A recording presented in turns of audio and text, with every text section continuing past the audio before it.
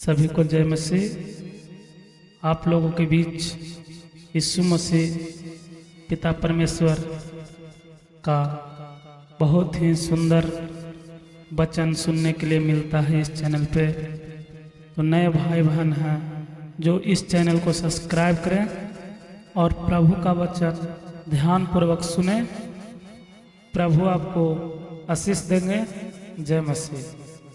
अध्याय 12 दृष्ट किसानों का दृष्टांत।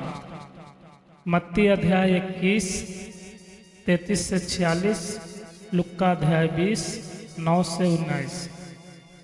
फिर वह दृष्टांतों में उनसे बातें करने लगा।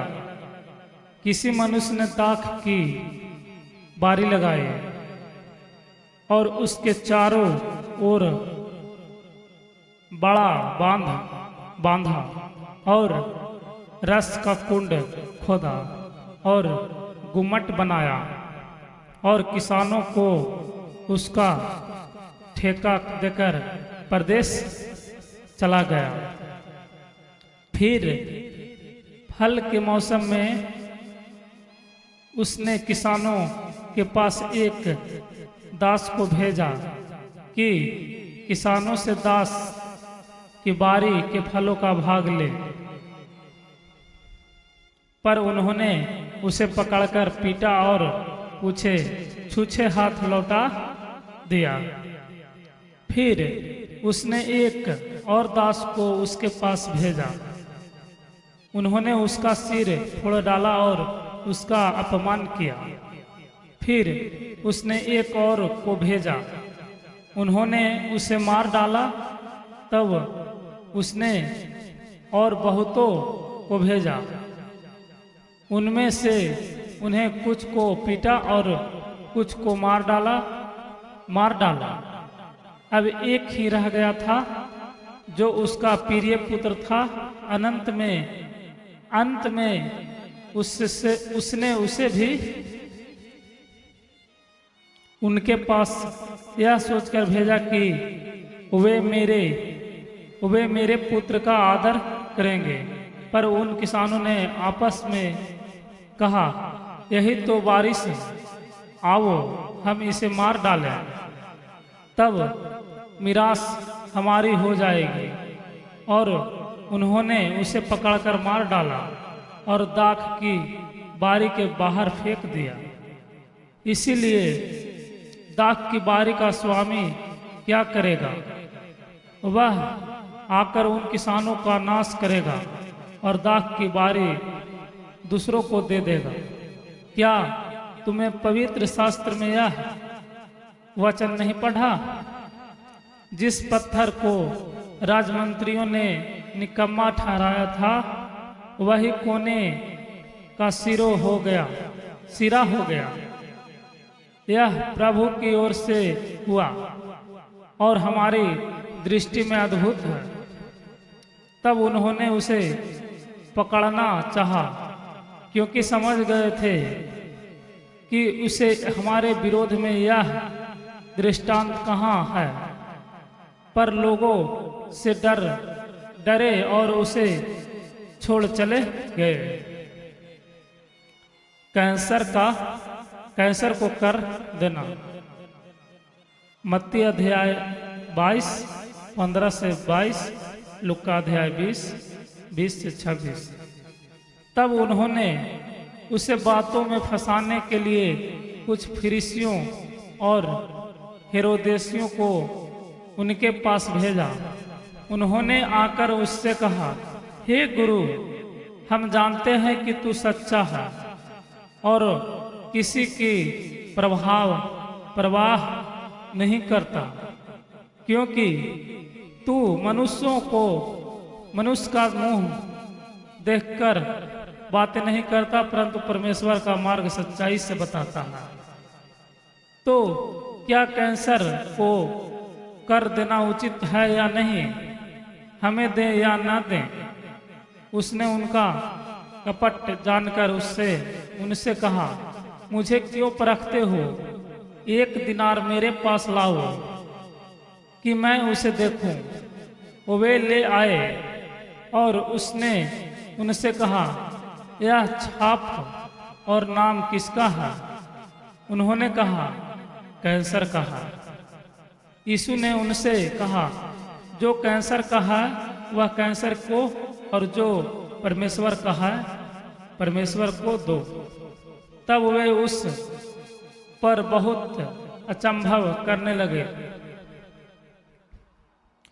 पूर्ण स्थान और विवाह। मत्ती अध्याय 22 23 से 33, लुका अध्याय 20 27 से 40। फिर सदुकिनियों ने भी, जो कहते हैं कि मेरे हुआ का जी उठाना है कि नहीं, उनके पास आकर उससे पूछा, हे गुरु, मूसा ने हमारे लिए लिखा है कि यदि किसी का भाई बिना संतान मर जाए और उसकी पत्नी रह जाए तो उसका भाई उसकी पत्नी से विवाह कर ले और अपने भाई के लिए वंश उत्पन्न करे। 7 भाई थे। पहला भाई विवाह करके बिना संतान मर गया। तब दूसरे भाई ने उस स्त्री से विवाह कर लिया और बिना संतान मर गया। और वैसे ही तीसरे ने भी किया और सातों से संतान न हुआ। सबके पीछे वह स्त्री भी मर गई। अतः जी उठने पर वह उनमें से किसी की पत्नी होगी, क्योंकि वह 7 की पत्नी हो चुकी थी। यीशु ने उनसे कहा, क्या तुम इस कारण से भूल में नहीं पड़े हो कि तुम न हो तो पवित्र शास्त्र ही को जानते हो और न ही परमेश्वर की समस्या को समर्थ को? क्योंकि जब वे मरे हुए में से जी उठेंगे तो वे न विवाह करेंगे और न विवाह में दिए जलाएंगे, परंतु स्वर्ग में दूतों के समान होंगे। मरे हुए के जी उठने के विषय में क्या तुमने मूसा की पुस्तक में झाड़ी की कथा में नहीं पढ़ा कि परमेश्वर ने उससे कहा है, मैं अब्राहम का परमेश्वर और इसहाक का परमेश्वर और याकूब का परमेश्वर हूँ। परमेश्वर मेरे मरे हुए का नहीं वरना जीवितों का परमेश्वर है। अतः तुम बड़ी भूल में पड़े हो। सबसे बड़ी आज्ञा। मत्ती अध्याय 22 34 से 40, लुका अध्याय 10 25 से 28। शास्त्रियों में से एक ने आकर उन्हें विवाद करते सुना और यह जानकर कि उसने उन्हें अच्छी रीति से उत्तर दिया, उससे पूछा, सबसे मुख्य आज्ञा कौन सी है? यीशु ने उसे उत्तर दिया,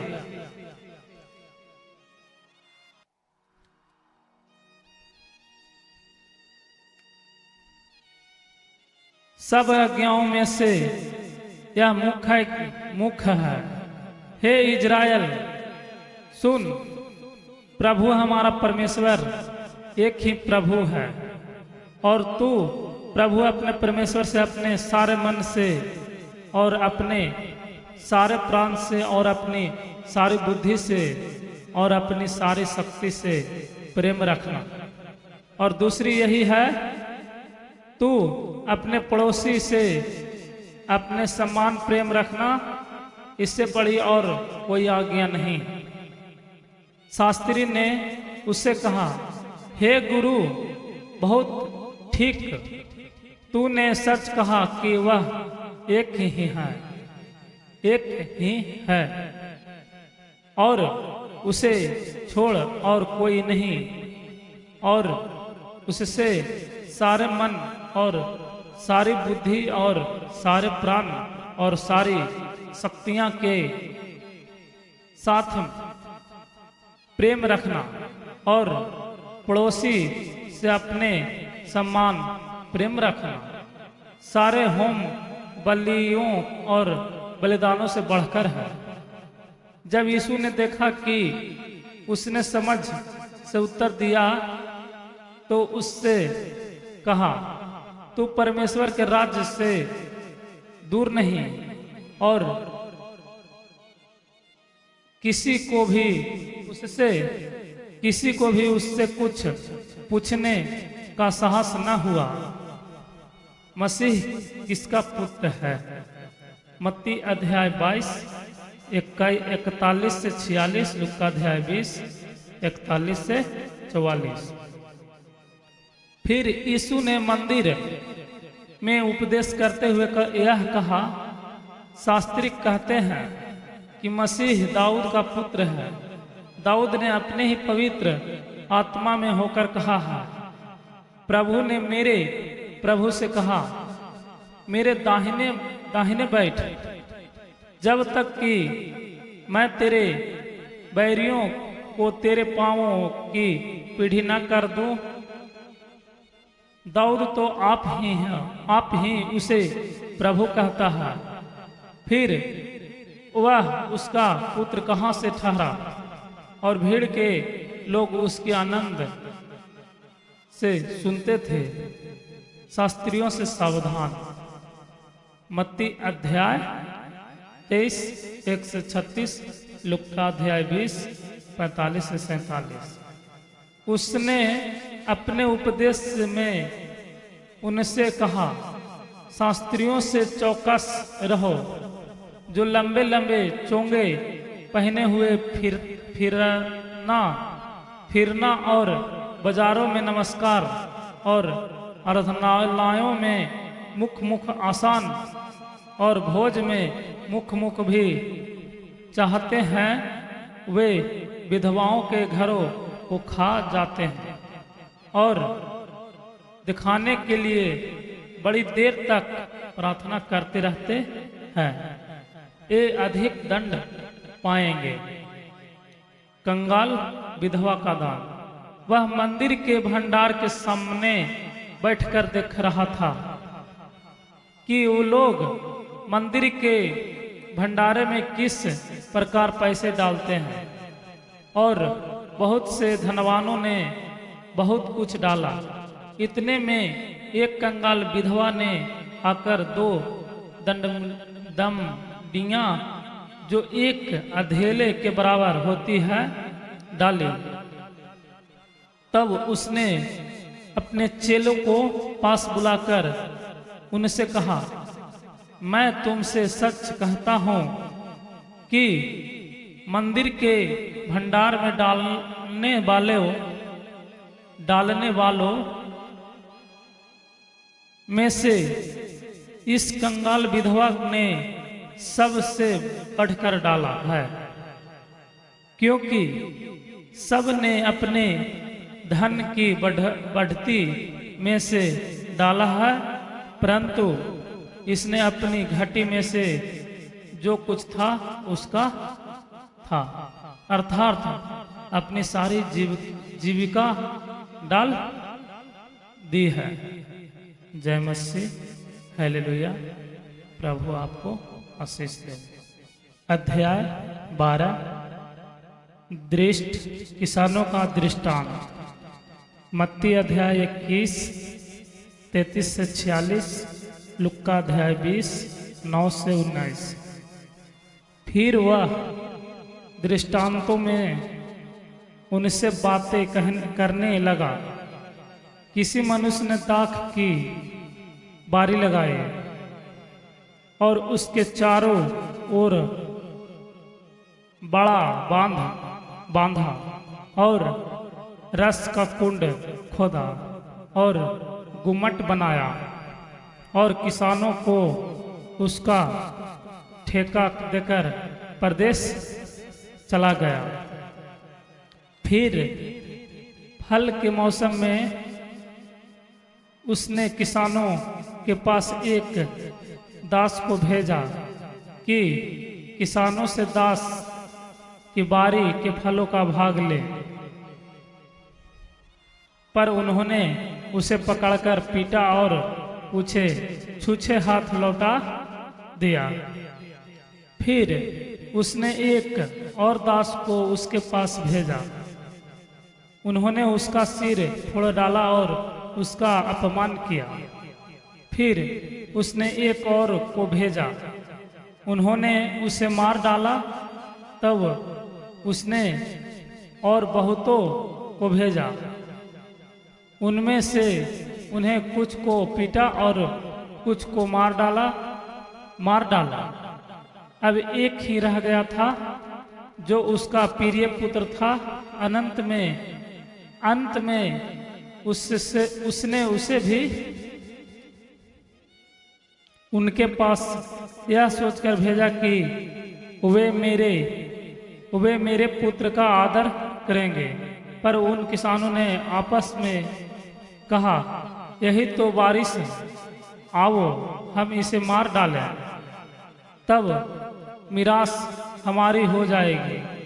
और उन्होंने उसे पकड़कर मार डाला और दाख की बारी के बाहर फेंक दिया। इसीलिए दाख की बारी का स्वामी क्या करेगा? वह आकर उन किसानों का नाश करेगा और दाख की बारी दूसरों को दे देगा। क्या तुम्हें पवित्र शास्त्र में यह वचन नहीं पढ़ा?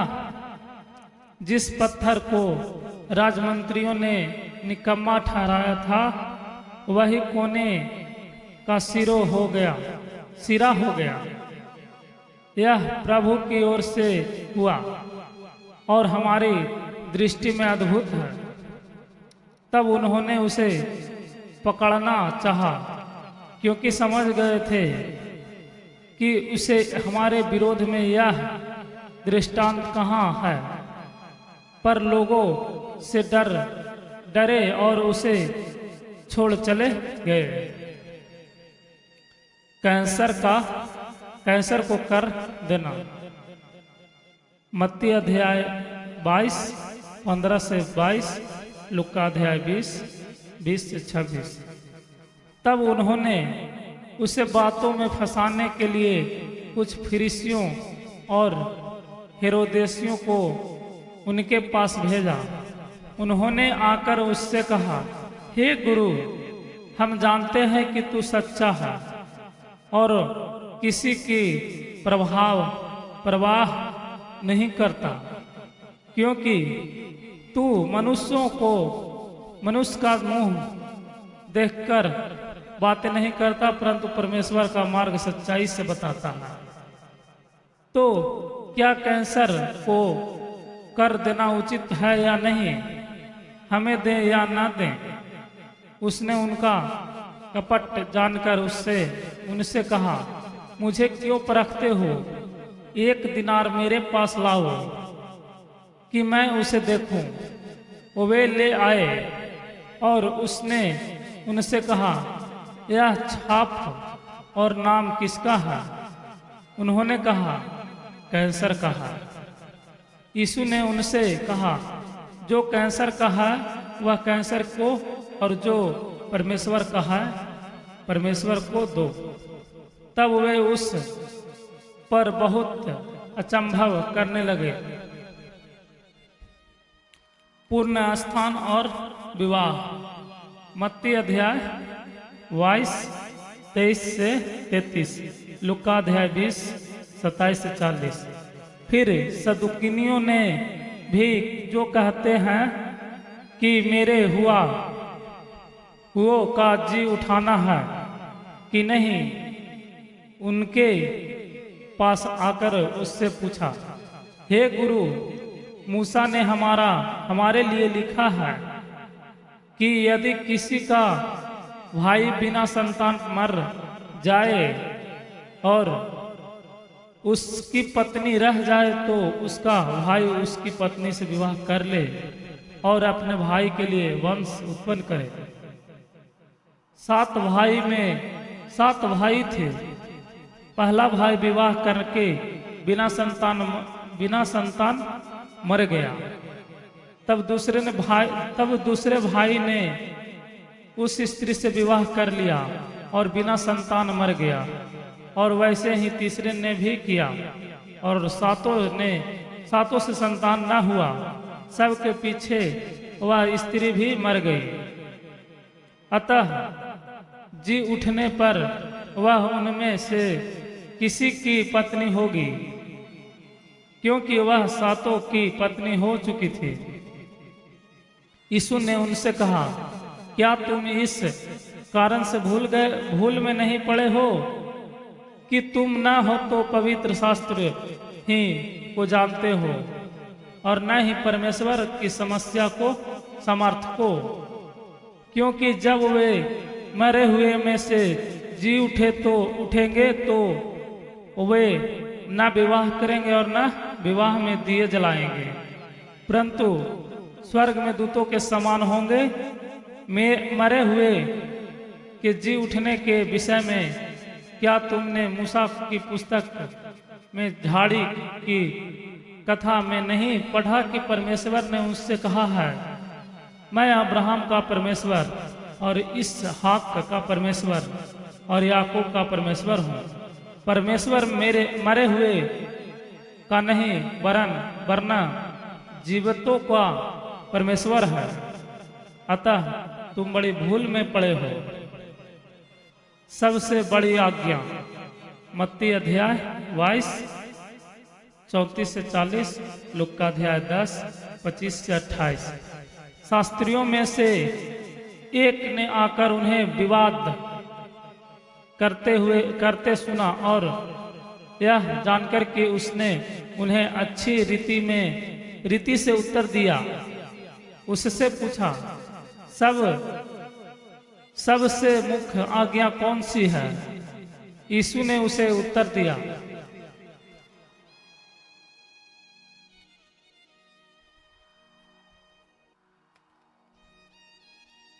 सब आज्ञाओं में से यह मुख्य है। हे इज़राइल सुन, प्रभु हमारा परमेश्वर एक ही प्रभु है और तू प्रभु अपने परमेश्वर से अपने सारे मन से और अपने सारे प्राण से और अपनी सारी बुद्धि से और अपनी सारी शक्ति से प्रेम रखना। और दूसरी यही है, तू अपने पड़ोसी से अपने समान प्रेम रखना। इससे बड़ी और कोई आज्ञा नहीं। शास्त्री ने उससे कहा, हे गुरु, बहुत ठीक, तूने सच कहा कि वह एक ही है और उसे छोड़ और कोई नहीं, और उससे सारे मन और सारी बुद्धि और सारे प्राण और सारी शक्तियां के साथ प्रेम रखना और पड़ोसी से अपने सम्मान प्रेम रखना सारे होम बलियों और बलिदानों से बढ़कर है। जब यीशु ने देखा कि उसने समझ से उत्तर दिया तो उससे कहा, तू परमेश्वर के राज्य से दूर नहीं और किसी को भी उससे कुछ पूछने का साहस न हुआ। मसीह किसका पुत्र है? मत्ती अध्याय 22 41 से 46, लूका अध्याय 20 41 से 44। फिर यीशु ने मंदिर में उपदेश करते हुए यह कहा, शास्त्री कहते हैं कि मसीह दाऊद का पुत्र है। दाऊद ने अपने ही पवित्र आत्मा में होकर कहा है, प्रभु ने मेरे प्रभु से कहा, मेरे दाहिने बैठ, जब तक कि मैं तेरे बैरियों को तेरे पांवों की पीढ़ी न कर दूं। दाऊद तो आप ही हैं, आप ही उसे प्रभु कहता है। फिर वह उसका पुत्र कहाँ से ठहरा? और भीड़ के लोग उसके आनंद से सुनते थे। शास्त्रियों से सावधान। मत्ती अध्याय 23 1 से 36, लुक्का अध्याय 20 45 से 47। उसने अपने उपदेश में उनसे कहा, शास्त्रियों से चौकस रहो, जो लंबे लंबे चोंगे पहने हुए फिरना और बाजारों में नमस्कार और आराधनालयों में मुख आसान और भोज में मुख भी चाहते हैं, वे विधवाओं के घरों को खा जाते हैं और दिखाने के लिए बड़ी देर तक प्रार्थना करते रहते हैं, ये अधिक दंड पाएंगे। कंगाल विधवा का दान। वह मंदिर के भंडार के सामने बैठकर देख रहा था कि वो लोग मंदिर के भंडारे में किस प्रकार पैसे डालते हैं, और बहुत से धनवानों ने बहुत कुछ डाला। इतने में एक कंगाल विधवा ने आकर 2 दमड़ियां, जो एक अधेले के बराबर होती है, डाली। तब उसने अपने चेलों को पास बुलाकर उनसे कहा, मैं तुमसे सच कहता हूं कि मंदिर के भंडार में डालने वालों में से इस कंगाल विधवा ने सबसे बढ़कर डाला है, क्योंकि सब ने अपने धन की बढ़ती में से डाला है, परंतु इसने अपनी घटी में से जो कुछ था उसका था, अर्थात अपनी सारी जीविका डाल दी है। जय मसीह, हालेलुया। प्रभु आपको आशीष दे।